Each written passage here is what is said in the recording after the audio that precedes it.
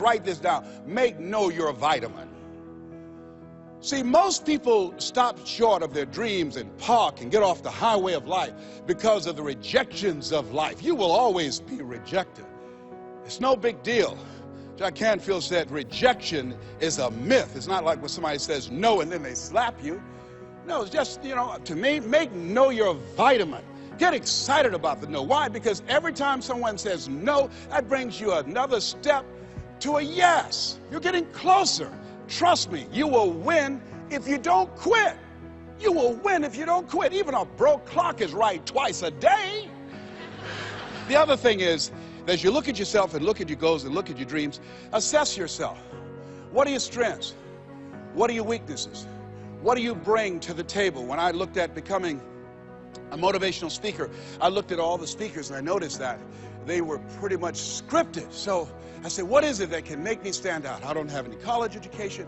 I don't have any credentials. I never worked for a major corporation. What is it I can do to offset my weaknesses? And then something said, well, Les, and this is very important, Mr. Washington, Mr. Brown, yes, sir, what do you want to do with your life? I want to become successful. Good. He said, you must be willing to do the things today others won't do in order to have the things tomorrow others won't have. That's why you said you have something special. See, very few people go to seminars and workshops. They'll go to a concert, but showing up to get something that can expand their minds and help them to begin to see their lives differently, to give them a larger vision of themselves, they'll be too busy. Or they say, well, how much does it cost? Well, information costs, but it pays for itself. Here's the other thing is, ladies and gentlemen, let's say it's me. Yeah, see, it's possible you can live your dream. It's necessary that you have the mindset that I'm going to do this. But you've got to take ownership. You've got to decide, hey, I'm going to do this. You've got to take responsibility for your life. George Bernard Shaw said the people that make it in this life, they look around for the circumstances that they want, and if they can't find them, they create them. You've got to decide, it's me. You've got to say, and say this with conviction, I expect to win. Yes, I think it's important that we say that. If you ask most people, do you want to become successful? They will say yes. Took my oldest son for a walk, my namesake. We always expect our children to do far more than what we do. Said, Calvin, he wants his own identity. He's Leslie Calvin Brown, Jr. I stopped him, looked him in the eyes, and said, do you want to be successful, son? He said, yes, sir, Dad. Very good. Let's walk, son. Walk further. Stopped him again. I said, Calvin, look me in the eyes, son. Yes, sir, Dad. Do you expect to be successful, son? And he stood there and he looked at me and his eyes got glassy. And he said, let's walk. And the reason that he said, let's walk, because my son is very bright. Of all my children, he's perhaps the smartest one. But Calvin now, over 30, Calvin now, a single parent of 2 daughters, good father. Calvin, now at this stage of his life, he's behind on his dreams. A lot of talent, a lot of abilities. Very conservative. One of those people, great mind, but he just hasn't developed that, things that we want our kids to have that, I want it. Calvin, you got to kick it up a notch, son. You never thought you'd be in your 30s. You got to kick it up a notch. You got to increase your energy in order to live your dreams. You can't be casual about your dreams. Bill Bailey said, if you're casual about your dream, you'll end up a casualty. Shake someone's hand on your right and left and say, kick it up a notch. Yes. You got to kick it up a notch. What is it you bring? And whatever you bring, you've got to kick it up a notch. What is your signature as you look at where you want to go and what it is you want to do? As you look at your product or your services, repeat out to me, please, provide more service than you get paid for. Yeah, see, that becomes your signature. When you look at your goals and look at where you want to go, at your products, at your services, at your industry, you want to set some high standards for yourself. I like what Henry David Thoreau said, do not go where the path may lead, but go where there's no path and leave a trail. How is it that your industry will be done differently 5 years from now, 10 years from now? What is your reputation in your industry? When you come into a room and you leave, what's the scuttlebutt about you? Do people say, hey, That's a go-to person. That's a person, if you ask them to do that job, you're talking about the job being done. It will be done extremely well. Are you known for that person that stand out with what you do, that stand out with your quality of service, with your standards, always looking for ways to better your best? Are you one of those people that believe, well, if it ain't broke, don't fix it? Japanese believe it ain't perfect, keep working on it. Are you willing to keep working on it? Are you willing to realize that you have not done your best stuff yet, that you can better your best? You got to take responsibility for that. What I'd like for you to do right now, I want you to think about your dream, because I'm in a room full of dreamers. Think about your dream right now. I want you to think about it and envision it. Now, ladies and gentlemen, let me share something with you. I do not believe that any of us have dreams that were not given to us for the purpose of accomplishing those particular dreams. And I want to share something with you that has changed my life. I started out, as was indicated by Jack. It's very humble beginnings. I don't know what that dream is that you have. I don't care how far-fetched it might appear to be. I don't care how disappointing it might have been as you've been working toward that dream. But here's what I know, that dream that you're holding in your mind, that it's possible. Let's say that together, please. Say, it's possible. See, sometimes we can't say, I can do that. But what we can say, that it's possible that I can have my dream. As we run toward it, as we work on it day in and day out. No one, ladies and gentlemen, could have convinced me when I started out just over 6 years ago working on my dream. And I want you to think about whatever your dream is, because I was willing to take a chance. And most people won't do that. Most of the people that you talk to try and bring them into the business, these are not risk takers. Most people have done all that they're ever going to do. They raise a family, they earn a living, and then they die. But people who are running toward their dreams, life has a special kind of meaning. And here's what I will share with you, that in the process of working on your dreams, you are going to incur a lot of disappointment, a lot of failure, a lot of pain, a lot of setbacks, a lot of defeats. But in the process of doing that, you will discover some things about yourself that you don't know right now. What you will realize is that you have greatness within you. What you'll realize is that you're more powerful than you can ever begin to imagine. What you will realize is that you're greater than your circumstances, that you don't have to go through life being a victim. As Jack indicated, I was born in Miami, Florida, in an area called Liberty City, in an abandoned building on a hard linoleum floor with my twin brother. We were 6 weeks of age. We were adopted. When I was in 5th grade, I was identified as EMR, labeled educable, mentally retarded, put back from the 5th grade into the 4th grade, and stayed in that category until I got out of high school. I don't have any college training, but I met a high school teacher who one day changed my life. I was waiting on another student, and when he came in, he said to me, young man, go to the board and write what I'm about to tell you. And I said, I can't do that, sir. He said, why not? I said, I'm not one of your students. He said, it doesn't matter. Follow my directions now. I said, I can't do that, sir. He said, why not? I said, because I'm educable, mentally retarded. And he came from behind his desk and he looked at me. He said, don't ever say that again. Someone's opinion of you does not have to become your reality.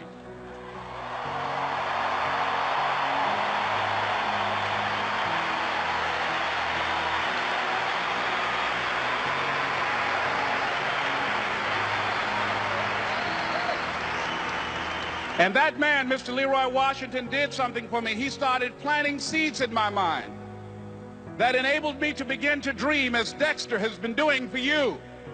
And ladies and gentlemen, I started working on my dream. And most people don't work on their dreams. Why? For many years I didn't. One is because of fear, the fear of failure. What if things don't work out? And the fear of success. What if they do and I can't handle it? The other thing is that most people, ladies and gentlemen, they get comfortable. They stop growing, they stop working on themselves, they stop stretching, they stop pushing themselves, and they end up becoming very cynical about life, and they throw in the towel on themselves, on their families, and on their dreams. And the other thing is that most people don't feel worthy. What I'm doing now, I could have been doing years ago. But because I did not have a college education, because I didn't believe in myself, because I allowed other people's opinion of me to control my destiny, I didn't act on my ideas. So I applaud you for your dreaming, for your running toward your dream. I applaud you for believing in yourself, because that's what life is about, stretching and challenging, looking for ways that you can begin to improve yourself. And ladies and gentlemen, as a result of stretching out, of acting on my dream, and I don't know what that dream is for you, I can tell you that it's possible. No one could have convinced me that after just over 6 years, I will have my own book entitled Live Your Dreams. Just over 6 years, I will have 5 specials on public television. Just over 6 years, I've done motivational speaking for AT&T, Procter & Gamble, McDonald's Corporation, Xerox, IBM. Just over 6 years. I will now have my own talk show that will premiere on Monday, Labor Day. I'm saying to you, your dream is possible. Your dream is possible. But not only is it important that you believe and begin to know that it's possible for you to live your dream as you run toward it, but I've done something that I want to share with you called Choosing Your Future. In fact, I've developed a set of tapes talking about how to begin to create your own reality by choosing your future. And not only is it important for you to know it's possible for you to choose your future, but it's necessary that you work on yourself, that you develop yourself. It's necessary that you get the energy drainers out of your life, people who don't want anything. It's necessary to know that everybody won't see it, that everybody won't join you, that everybody won't have the vision. It's necessary to know that a lot of people like to complain, but they don't want to do anything about their situation, that you are an uncommon breed. You know, you have to know within yourself that I can do this. Even if no one else sees it for me, I must see it for myself. That's necessary. It's also, ladies and gentlemen, necessary that you be creative when you're working on your ideas, that you understand the importance of changing up, of readjusting your strategies. Many times we can have a great idea, but if you're not advancing it in the right way and things don't happen, you become discouraged and think the idea doesn't work. No, that's not true. It's necessary that we become creative. I remember when I was in New York walking down the street, and a guy approached me and said, "Hey, mister, can I shine your shoes?" And I said, "No, I'm in a hurry. I don't have time." I kept walking. Someone else said, "Hey, man, your shoes look clutty. May I shine your shoes?" I said, "No, I don't have time. I'm sorry, I'm busy." And I was walking fast, and many people solicited me for my business. And then finally, a young man stepped in front of me, and he said, "Excuse me." And he started counting, 97, 98, 99, 100. He said, "Sir?" I said, "Yes." He said, "Come here, please." I said, "What is it?" He said, "Today is my birthday. And every year, just to thank God for another year of life, the 100th person who passes my shoe shine stand, I offer them a free shoe shine. Would you give me the honors?" I said, "Why, sure." I got up on the shoe shine stand, George, and I sat there, and he shined my shoes diligently. And when I got down, I looked at them, they were sparkly. And I was walking away, and I said, "Thank you." And I stopped, I said, "Excuse me, but how much do you usually charge?" He said, "Only $2. I said, "I tell you what, today's your birthday. Here's $5, keep the change." He said, "Thank you." As I was walking away, looking in the opposite direction at other people coming, he started counting again. 97, 98, 99, 100.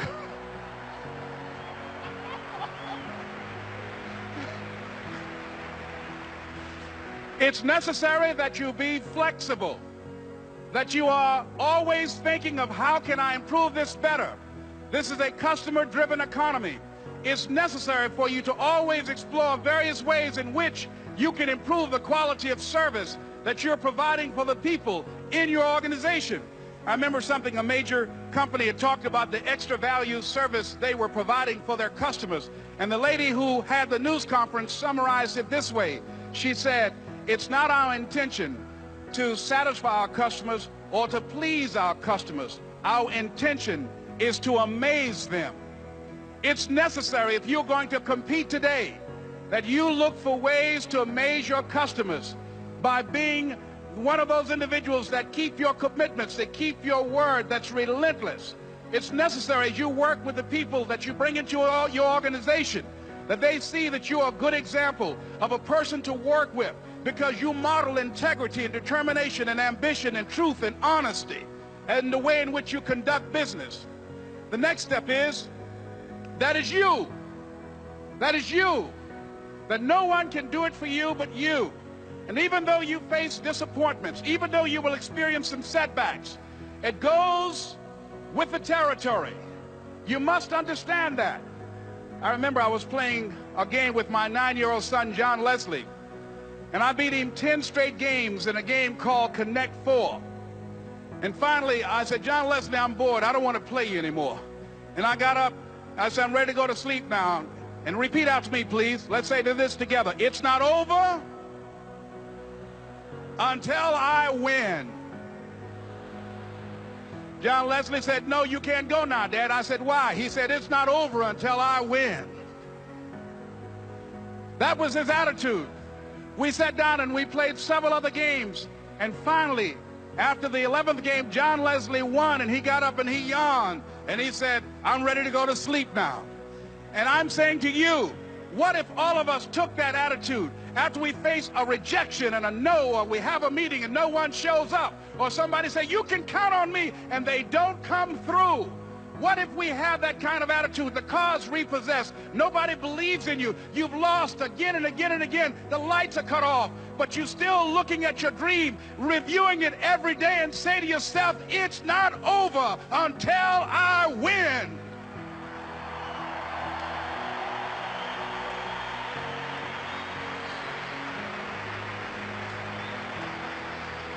Life will yield to you. Now here's the next step. Repeat after me, please. It's possible. I can live my dream. It's necessary. I work on myself.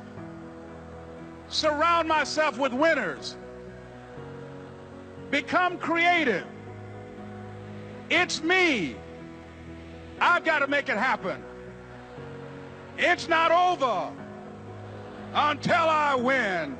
And you have built an incredible community of Girl Hold My Hand, and you've impacted women and men around the world. I watch you, I study you, I see you as my spiritual daughter, and I'm learning from you. They say you're never too old to learn, you're never too young to teach. And one of the things that I admire about you is those 4 principles. Let's talk about the conversation we had about that, integrity and honesty. What are the 4 principles that governs your life? RICH. It's the acronym for respect, integrity, character, and honor. That is my foundation that I live by. Respect, integrity, character, and honor. Yes. Okay, I want you to go through each one of those. Let's talk about respect. So respect. I believe that you cannot respect anybody else until you first respect yourself. I feel like a lot of people have imposter syndrome. They don't accept who they are. They don't embrace who they are. They don't even know who they are. Well, me personally, I've made a decision that I'm getting to learn me every day. Every experience, every obstacle, everything that I experience changes who I am. So every day I wake up in the morning, I check in with myself. Like, how are you doing, Stormy? How you feeling, Stormy? And I check in with me to make sure I'm okay and to make sure that I'm aware and I respect how I feel. If I wake up and I'm not in a good mood, I ask myself, why? What's wrong with you today? Who's the matter with you? What's going on with you? Why you feel this way? And if it's a conversation that I need to have with somebody, or a conversation I need to have with myself, or if it's something that I can't control, I quickly go into the serenity prayer. God grant me the serenity to accept the things I cannot change, courage to change the things that I can, and the wisdom to know the difference. So I literally do that every morning. Then I go right into my whole philosophy as well is like, you say this all the time, if you don't live it, don't teach it. So I believe that if you don't live it, it dies. So everything I teach is what I live and who I am. So integrity, I tell people that when you wake up in the morning, the first thing that you should do is check in with yourself. The second thing you should do is, of course, tell God thank you for waking you up in the morning. You don't have to do no big prayer dissertation. Just thank you, feel it, live it, clap, get excited. And I do personal development in the mornings. Every morning before I get out of my bed, I listen to something.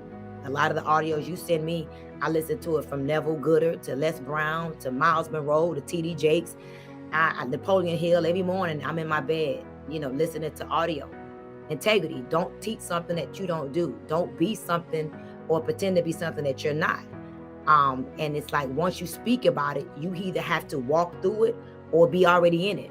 And so I just believe in integrity and not just talking about something, being a public success and a private failure. Like what you see is what you get with me. Yes. I am who I am. It's like it's no secrets. It ain't no lies. It's like this is what it is. This is Stormy. If you don't like it, then that's fine. Have personal respect and integrity for yourself and just don't deal with me. It's that simple. So I believe in being true to you and having integrity, saying what you mean and meaning what you say, regardless if it hurts. If you say you're going to do something, do it. If you're going to be something, be it. Having integrity, not doing in the light, which you're not doing in the dark, what you're not willing to do in the light. That's integrity for me. Character. Being true, like I'm always surrounded by a lot of people. A lot of people count on me to tell them the truth. One of my greatest self-reflections is being that person that's gonna tell you the truth, tell you how it is. That's character, not lying. Like if you come through the door with an outfit on, you think you look cute, I'm the girl that's gonna be like, that don't look good. That don't look good on you. You come with a new hairdo, you think you look good. I'm like, that don't look good. I'm in the weight loss industry. If you come around me and you to gain some weight, I'm like, girl, what you eating? We got to get it together. So character to me is something that we lack in the world. A lot of people don't like the truth. I believe that people love to believe the lies that they were told versus the truth that has set them free. So character to me is being willing to tell somebody like it is, how it is, even if it hurts, but if it's going to help them, you be that person. So that's me. I'm always going to be of good character. Most people believe their doubts and doubt their beliefs, not me. So if you're in proximity to me, my goal is to not just be the rawest, baddest chick around. I want my whole crew. I want all of us to be respected, to be recognized, and to look and be our very best. That's character to me. And honor. I believe that your life will be a manifestation of those you choose to honor and those you choose to dishonor. And so 3 people you pay attention to, the people that left you in your time of need, never forget those people. Honor that. Those people that helped you in your time of need, don't forget those people. Honor that. I don't care if you ever helped me. I still have great relationships with people that helped me to this very day, unless they decided that they didn't want to have anything to do with me. But I honor you. I don't care if you blessed me 10 years ago. I would never forget that time when you came into my life and you changed my life. So those that helped you in your time of need, those that left you in your time of need, and those that hurt you in your time of need. I believe that those are 3 people that you just never forget. Honor that. Till death do us part. Honor. My mom died August 26th of 2011. It's been 12 years. I honor my mom with my life. I talk about my mom every day. I think about her every day. And I remember her through her birthday, throughout holidays. I'm always honoring because she is a woman that gave me life. And so I live my life like that. And that's a part of why I believe that I always vibrate very high, because of how I live my life. Rich. First of all, I think that there are people who are hearing you for the first time and an expanded view and able to get some insight into what drives you. And it's not about the bling bling and the pocketbooks that's behind you and those beautiful shoes that I went in there and saw those shoes that said, I got to try one of these on. I just said, look at here, up in here. But what you're saying, respect, integrity, character, honor. But you also believe in something else.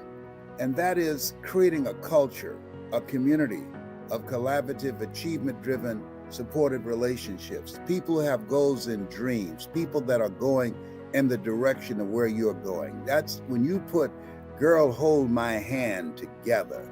That's building a community, a culture that will help people to begin to see themselves differently and to build strategic connections and relationships that can help them to get to where they want to go. I want you to talk about when you came up with the whole concept of Girl Hold My Hand. So it's several occurrences that happened that gave me the idea. I believe subconsciously, like, you gotta understand, like, my mom passed away August 26th of 2011. Imagine, I thought my mom was coming home that day. We was just laughing and joking. She had just ordered some shrimp, and I bought her some shrimp and some pigeon peas and rice and some plantains, and she was eating. My mom was eating. Her physical therapist came in the room and was stretching her out, and 5 minutes later, she was dead. She was gone. So when my mom was hyperventilating and you know, her body was making these funny moves, I was holding her hand like, Mom, relax. You know, I was telling her to relax. I was telling my mom, like, just relax. Like, don't calm down, because I thought she was having an anxiety attack. So I literally was able to hold her hand as she took her last breath. So I believe subconsciously that had been inside my spirit, but I didn't actually come up with Girl Hold My Hand until like 2016. And let me tell you what happened. So my girl, Natalie Nicole, my number one earning student in the United States, Natalie Nicole, she went to Howard, graduated from Howard. She's big on women empowerment as well. She's my top student. She did over $8 million in the last 2 years as my mentee. And she had a women's event, right? And she invited me to this women's event, and I was the keynote speaker. And I remember when I walked in the room, Mr. Brown, it was a bunch of beautiful women. I'm talking about like professional, beautiful. They had their Chanel, their Birkins, their Louis Vuittons, and everybody was just sitting there like with their hands crossed, and nobody was talking to each other. Like, it's a women's empowerment event, and everybody just looking like they had attitudes. And I felt the negative energy, and I'm like, this is not right. Like, I'm not about to go speak in this room, and they think they're doing me a favor. So I'm like, Natalie, do you mind if I just have a conversation with the girls? Do you mind? And she was like, no, coach, go ahead. And mind you, it wasn't even my turn to speak. And I went up, I grabbed the mic, and I said, I want you to turn to the left, and I want you to turn to the right, and I want you to look that woman in the eyes. And they still wouldn't do it. I said, listen, put your purse down. And then I said, do you know the woman that's sitting next to you wants to be loved just like you? I said, do you know the woman that's sitting next to you on the right has some pain just like you? Do you know the woman on the right or the left of you wants to be admired, adored, and appreciated just like you? And literally you could see all the women like crying. I said, look at that girl next to you. No, she wants to feel pretty just like you. She wants somebody to love and treat her like a queen just like you. But you know what? We all have some pain. We all been betrayed. We all been hurt. And I said, hold that woman hand next to you. They all held each other's hand. And I didn't have to say nothing else. They started hugging each other, just talking to each other. And the whole entire energy in the room changed. And I text my graphic designer. I said, look up girlholdmyhand.com. I said, if girlholdmyhand.com is available, this is what I'm supposed to be doing. And he texted me back and he said, girlholdmyhand.com is available. And that was the day Girl Hold My Hand was birthed. Wow. Whoa, that's a jaw dropper. Up it here. Drop the mic, pick it up and drop it again. What kind of feedback have you gotten from women who have been a part of this? I'm familiar with it, but I want you to share with the audience the benefit that people have gotten out of it. You know, it's so many things. Like my event this weekend, like, it's so funny. And I just love just time. Like, for example, right now, there's a lot of energy going on around me, and I love it. Like, I love it. I love it. I tell you, I love it. And one of the things I got this weekend a lot, Mr. Brown, you got to hear this. So many women, as we went around the room, because everybody was able to introduce themselves. And they were like, I first heard about you because the question was, who were you coming in this event experience? Who are you leaving out? And how did you find out about Stormy Wellington and Girl Hold My Hand? Prompt, no lie, about 70% of the women said somebody was talking bad about you. So many people were talking bad about you. I came to your page And I wanted to know, is this true? Is somebody that disgusting? Is somebody that horrible? I was so intrigued to meet this lady that these people are talking so bad about. And they came and they fell in love.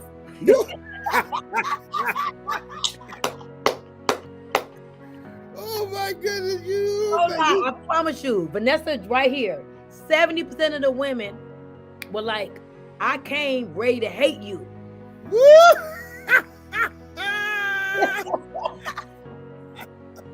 Oh my goodness, you can't make this stuff up.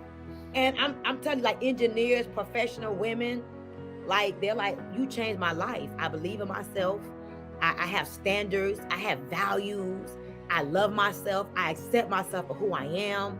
I left my husband. I left an abusive relationship. I left an abusive relationship where I was getting beaten, where I was being spoken to like a dog. You made me have confidence. You know, at least 19 women every year have an event called The Awakening. And oh my God, I wasn't going to do it next year, but this is making me want to do it. At least 19 women come minimum every year. I've been doing this event for 7 years. At least 19 women. And I used to charge $99 for this event. And now it's $3,000 to $15,000, right? But at least 19 women come to this event suicidal. And they leave with a newfound love for themselves, literally telling me how I was going to kill myself the day before. I wrote my death letter. You know, I had a lady at my event this weekend who said her sister committed suicide, death by suicide. And she said, if I did not find this community, I was thinking that was what I wanted to do too. You would have never thought. Beautiful, excited about life, like very interactive, but you'd have never thought prior to the community, she was suicidal. So, you know, I'm no pastor. I'm not that. I'm just a woman who I live life, and I teach people how to live life through my life experiences. And I've been through everything. I've been through betrayal, hurt, people dogging me, all kind of stuff.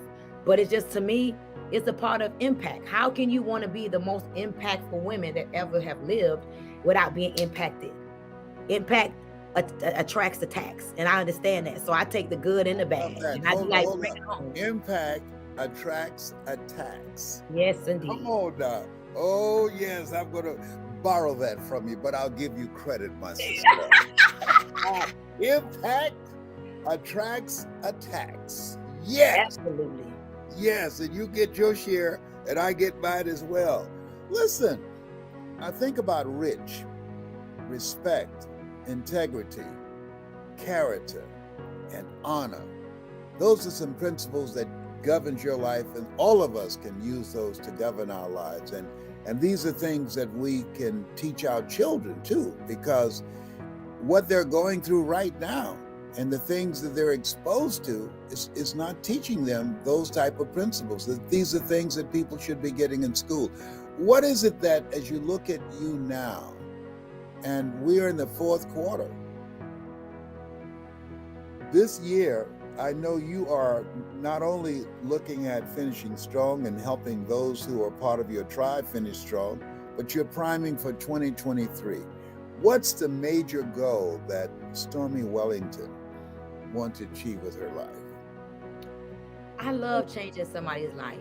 Like, I just love watching somebody else come into the realization of who they really are and watching them blossom from a little caterpillar to a butterfly. I just love it. I love the metamorphosis of self-actualization and acceptance of oneself. And so my goal is to build my community. Like, I don't want anybody in proximity to me if they don't want to be in proximity to me. I want you to be a voluntary army. Like we are here because we want to be here. You have something that we want. You have just a power about yourself, a boldness. You know, you have such an energy about yourself that we want to embody. Like, I want people around me who can take what I have and understand that it's not what's taught, it's what's caught. Like, watch how I live. You know, I could tell you this past weekend, 2 things that will blow your mind. So imagine 50 Black women in a community walking around one of the wealthiest zip codes in the world. Okay. I didn't realize it till like today. They came to the house at like 7 o'clock and told us we have to get out of the house by 10 o'clock or they're going to use forcible actions to remove us from the house because we have breached the contract. What kind of breach was it? Listen, we wasn't loud. Now, there was a point in time where it was a little music, but the music was louder on Friday. But listen, we took the walk on Saturday. All the neighbors were like, who are y'all? What do y'all do? Like, come on, you got 50 black women marching through a community that they never seen 50 black women march through the wealthiest community, zip code in the world. So everybody was looking out the windows, taking pictures. These white folks was going crazy. I'm just being honest with you. And that night when they came, of course, thank God my attorney was on site because she was able to go over the contract. And at first, Vanessa and John is going crazy. We got to get out of here. We got 2 hours. I'm like, wait a minute. So I said to myself, self-control is strength, right thought is mastery, calmness is power, peace be still. I called my attorney. My attorney got the contract to Vanessa. She's reading over it. She says, okay, this isn't many people here. She did a head count. Okay, we good there. The noise is not loud. We're having a conversation. The party was done with 3 hours ago, and the music wasn't loud because we was in the house. The house is 15,000 square feet. We're not belligerent. These are professional women. They're just black. She reads over the contract. She gets on the phone with the lady. You guys have to get out right now. You have breached the contract. And if you don't remove yourself, and mind you, they sent 3 securities less. 3 securities were in the house like this. It was crazy. Standing there, looking at us like we're crazy. If you guys don't get out of here, we're going to use forcible actions to remove you. And I'm like, so I'm visualizing. I got excited though. I'm not gonna lie. I'm like, what are they going to throw us out on our head? I went and said, I told my team, I said, if they come in here, please, I have 4 camera people. I want all cameras on me because I want to see this forcible removal. I was excited. I had to put on my shoes. I had tightened up my little outfit. I kept looking at the clock, waiting for 10 o'clock to come. Yes. I was ready. I said, ladies, I just want y'all to know, self-control is strength, right thought is mastery, calmness is power. No, say that slower. Say it again. Self-control is strength. Right thought is mastery. Calmness is power. Peace be still. I said, I'm letting y'all know I'm upset right now. They're telling us we got to get out. I paid $45,000 for this house. We are not in any breach of contract. My attorney was like, go do your thing. I got this. She got on the phone with the lady. The lady was very, very, very rude. You guys got to get out. You have breached the contract. All of this. I went and spoke to the security. I said, y'all can't be in here. This is embarrassing. At least stand outside. They said, listen, man, we're just doing our job. I said, let me just get this straight. Because my security was there too. It was only 2. I had 2 securities. I said, and what is forcible removal? You guys are going to throw us outside? And he's like, listen, man, call the police. So we told the lady we were going to call the police. And the police didn't come. So we like, okay, cool. They realized that they didn't want the police in this area. 10:59, the police comes. I'm talking. I'm ready to go outside. I'm ready. My attorney was like, Storm, sit down. She walked outside. I said, my realtor who's there, I said, Claudia, go see what's going on. I didn't flinch. We talking about our life. All the girls telling their story. Tamika Mallory telling us about when she got canceled and was on opioid addiction. She was addicted to opioids. It was 98 pounds. And everybody we just listening. My attorney come back and says, they better not play with me. And sat down. I said, what happened? She said, the police came and said, this is amazing. I don't see no breach of contract here. Ma'am, go do your thing. This seems like a civil case. If they have a problem, they could just take y'all to court. Why am I saying that? It's not what's taught, it's what's caught. We could have went crazy and left the house. And mind you, 10 women paid to stay in the house. So now we looking for hotel rooms, trying to figure out where we're going to take the party to. And because I had the right people around me, because we remained calm, everything always works out for me. And that moment just made me realize you got to have proper planning, the right people, the right contracts in place, and make sure that you have always counsel present so that you could avoid things like this. And we finished the evening. The next day, we evacuated the house. We left the house beautiful. We didn't do no damage, nothing, because I have respect, integrity, character, and honor. If I was the old nigga Stormy, I would have broke stuff, stole stuff, did all kind of stuff. I didn't. because that's not who I am. Because what you give will always come back to you, regardless. Whatever you put out, always the energy, the vibration you put out, always come back to you in return. And I left that house in great condition. And I feel proud that everything is going to work out. Just before we were talking about to go outside our comfort zone. Yes. And there are also some books about letting go.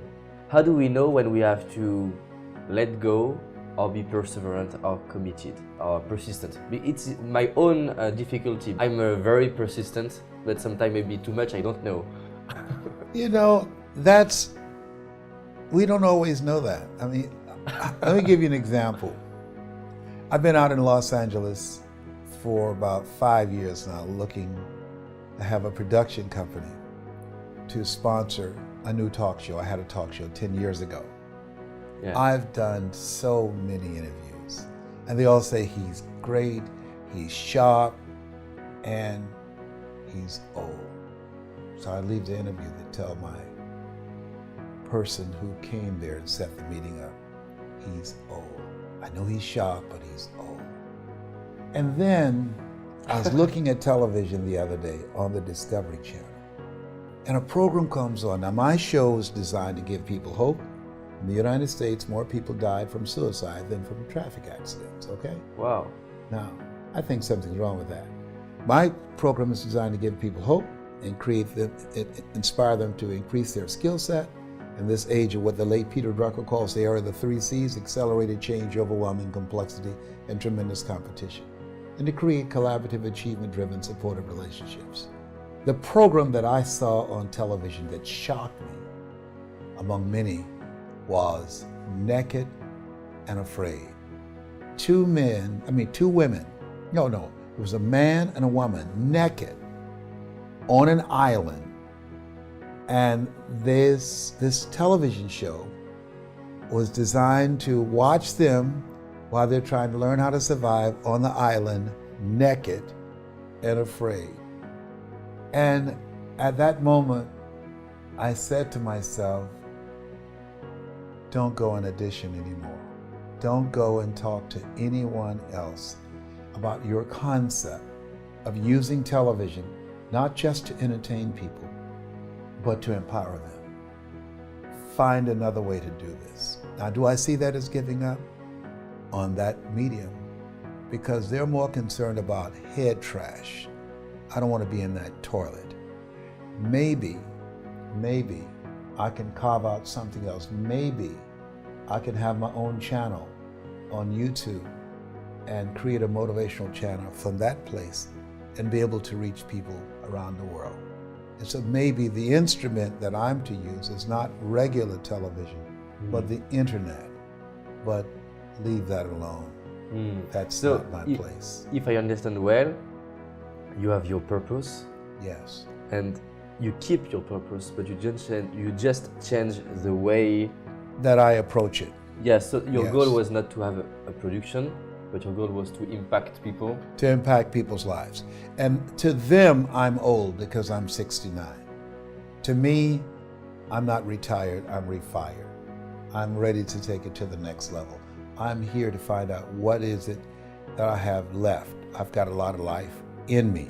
And so I'm not going to let them to define what my contribution before I leave the planet is going to be. I'm just not going to try and get into that arena to do it. But just like now, you're giving me another avenue. I didn't even know you. And here you are talking to me. And this is going to be seen by people that had it not been for this relationship, this collaborative relationship, people who will see me who would have never had access to me otherwise. And I will do my best to do that. Thank you. Yeah. I appreciate that. But I'm just thinking about myself. I'm doing a little bit of self-reflection, just listening to you. I'm just thinking about me on stage and things I'm telling my team. I can't believe how much a lot of your tapes and CDs have already embedded in myself. And by the way, I'm not taking any credit for it. It's coming from the source right here. And how much of the catchphrases I'm seeing you said, I'm like, Ivan, right? How many times has he said something I've said in easy? I'm like, wow, yeah. Like that's where it came from. Yeah. Well, one of the things is that we have to train people who want to present and connect people, how to deliver info bites. Okay, an info bite to me is Interesting. live your life the way that you want to leave your life. Ladies and gentlemen, as I speak to you right now, if you had 90 days to live, how many of you will make some radical changes in your life? And most people raise their hands. And then you take a poll, and what the majority of them will say, I will quit my job. Why? Because that's not them. Yeah. They're not doing something that's them. You spend 40 to 60 hours a week doing something that's not you. Yeah. That's stressful. But if you're doing something that's you, that's your passion. And so when you realize that we have a choice to accept life as it is, Yeah. or be an active force for good, to decide, I don't want to just survive. This is not me. What it takes to survive and what it takes to live, those are two totally different things. And you got to be willing to work for that. A lot of people are afraid of that four-letter word. Willingness, W, the willingness to do the things today others won't do in order to have the things tomorrow others won't have. O, ownership of your life, taking full responsibility for where you are. George Bernard Shaw said that people that make it in his life, they look around for the circumstances they want, and if they can't find them, they create them. The R stands for willingness to reinvent yourself. To that in order for a man to gain his life, he must lose his life. So you've got to be willing to die to who you are now, to give birth to who you are to become. And the K stands for kindred spirits. You've got to come out from among people who don't have goals, who don't have dreams. People rub off on you. You earn within $2,000 to $3,000 of your closest friends. Academy Award winner Sidney Poitier said, when you go for a walk with someone, something happens without being spoken. Either you adjust to their pace or they adjust to your pace. Whose pace have you adjusted to? And so if people are willing to do the work, whosoever will, let him come. A person convinced against their will is of the same opinion still. Boom! I love it. Where do we go to get that energy we need and that to keep our focus and to keep our drive? Whenever you're moving from one level to the other and you have to reinvent yourself, the adjustment, it's very, very difficult, it's very, very challenging. And I think that you need to begin to remind yourself of your why. You know, Nietzsche said, if you know the why for living, if you know why you're doing something, it will empower you to endure anything that you're going through. When you're working in corporations, you're working in financial services, it's a very competitive area. It's very, very dynamic. This is the era that Peter Drucker calls the era of the 3 C's: accelerated change, overwhelming complexity, and tremendous competition. And so people are tensed and very, very stressed out. So how do you deal with that? And knowing why you do what it is that you do. The name of the game right now is perceptual and psychological. It's the mental adjustments that we must make in the midst of the difficulties. That's what leaders do. Leaders don't panic. They're not intimidated by the change. They're not intimidated by the difficulties. What they are empowered by it. I remember reading something that says not what you don't have is what you think you need that keeps you from handling the difficulties and the challenges of life. That we have everything we need within us to face and to deal with whatever we have at hand, because we're more powerful than anything that we're up against. Now, these mental adjustments and this idea that I've got what I need, I mean, in some ways that represents who I am. For many years, I was living a life that I was not designed to do. I'm designed to speak. That's what I do. But for 42 years, I'm 62 now, for 42 years, I was doing something I wasn't designed to do, because when I looked at what I wanted to do, that was to speak, to train, to empower people, that my inner conversation to myself was, Les Brown, you can't do that. You were labeled educable mental retarded in the 5th grade. You have no college training. You were born in an abandoned building on a floor. You don't even know your birth parents. You can't do that. You are DT. You were called the dumb twin. Those words became my reality for many years. And then someone came along and interrupted that conversation in my head and said, Mr. Brown, they tell me about to drop out of school. And I said, well, yes. Why? I can't, I'm not smart like my brother. And I'll never forget when we first met, I was in his class waiting on another student, and he came in and said, young man, go to his board and work this problem out for me. I said, sir, I can't do that. I'm not one of your students. He said, it doesn't matter. Follow my directions anyhow. And I said, I can't, sir. And he said, why? I said, sir, because I'm educable mental retarded. He said, don't you ever say that again. Someone's opinion of you does not have to become your reality. So now this man changed how I saw myself. When I saw myself as the dumb twin, and that was the conversation in my head, that was given to me, that's what I believed, I accepted that. So the things that I was up against academically, they began to appear not as difficult as I thought they were, because now he empowered me. Before then, right before then, up to that point, the things that were placed before me, I would stumble, I would slow the class down, because I was convinced that I was dumb. I believed what they said to me. And this guy came along and he changed my perception of myself. Someone said that people don't live life as it is, they live life as they are. And so what we have to do as leaders, I don't care where you are in customer service, managing people, that you have to do during the tough times, you have to bring the best out of you. Yes, that says, you know what says more about them than the clothes they're wearing? What? What they're focused on. Yes. You know what they're focused on? Having a good time. You know what they're focused on? Taking good selfies. You know what they're focused on? Getting away from their job so they can go somewhere and they don't have to think and don't have to be challenged and don't have to wake up early and don't have to go to sleep late and don't have to be held accountable for their actions and having somebody monitor their behavior. But I challenge you on this.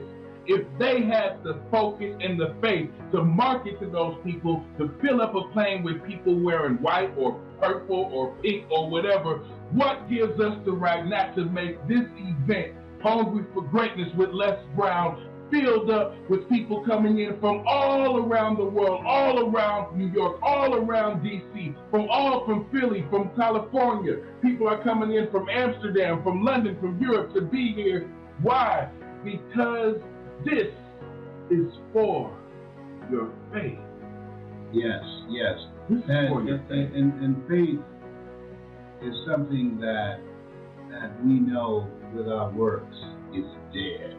Mm-hmm. And you got to do the internal work and the external work. You've got to be willing to work on yourself now.